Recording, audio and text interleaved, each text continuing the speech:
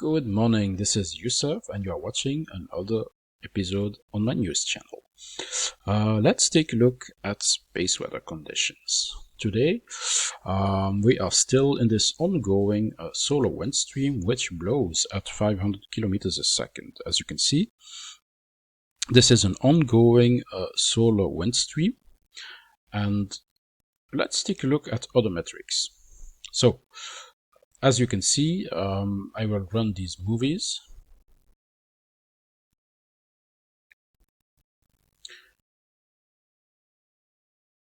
The solar wind pressure is relatively stable. And we see that indeed, as you can see, the blue lines are the IMF of the solar wind stream, which has a magnetic field that interacts with our magnetosphere. And everything looks stable. Density is low and compression is normal. If we look at the magnetopause position, it is stable, not deformed. Same here, there's not much pressure, so it's relatively stable. But we do see that it is compressed, and the only thing noticeable is the weakness of our magnetic shield, because this is dangerously close to geosynchronous orbit. It shouldn't be that way. For just 500 kilometers a second of solar wind pressure, this is way too close if you ask me. Next, the auroral activity is ongoing, of course, and I wanted to show something. You can view at the real-time image gallery of spaceweather.com images of the auroras taken of the recent solar activity, and it is actually cool. Most of them are from Norway, and if you like to view auroras, you should definitely check them out. So let's move on. Schuman resonance. As you know, there was an uptick. I showed this yesterday in my video, and this uptick, excuse me, this uptick is ongoing. As you can see, it is subsiding, but still ongoing. Why is this important? Because the Schuman resonance is tied to the low frequency waves of the human body, so it affects mental health and also our physical health. So whenever there is a spike in intensity, well, this is interesting to know.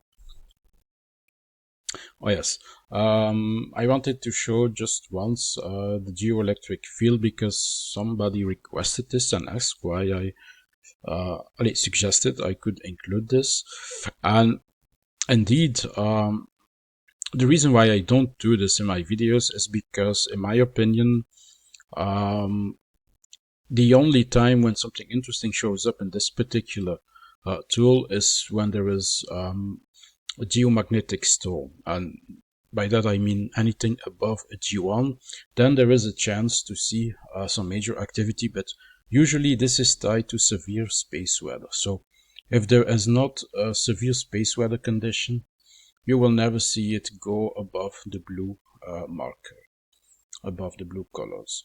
So let's move on. Earthquakes for today. Let me see. Today, let's take anything above 2 magnitude. And we see the largest are 5 pointers, so there's not much quake activity going on. I want, however, to show something. If you watch my videos, you already know that I always monitor the San Andreas fault line, and there's a reason for that. This particular region is overdue, and recently I read an article. Big quakes happen every 130 years in the San Andreas fault line, with a frequency of 130 years, more or less. And we are actually overdue by 17 years. So there's definitely an excess of pressure going on, and sooner or later, it's not if it will happen, it's rather when it will happen. If I have to personally guess, I would say when when there is severe space weather condition, this might be the trigger, but other factors can be the trigger as well. Or simply, at some point, the pressure will be too high and it will happen when nobody expects it. Sometimes quakes happen at a very unexpected moment. So it is interesting to monitor this particular region. And the San Andreas fault line is actually two plates, one moving, so the side of the Pacific Ocean moves upwards, the side of San Francisco Bay moves downwards. So there is an upward and a downward motion, and this is what makes it so dangerous, as a quake happening here usually stretches along great distances, and this might cause severe destruction when it happens and loss of life.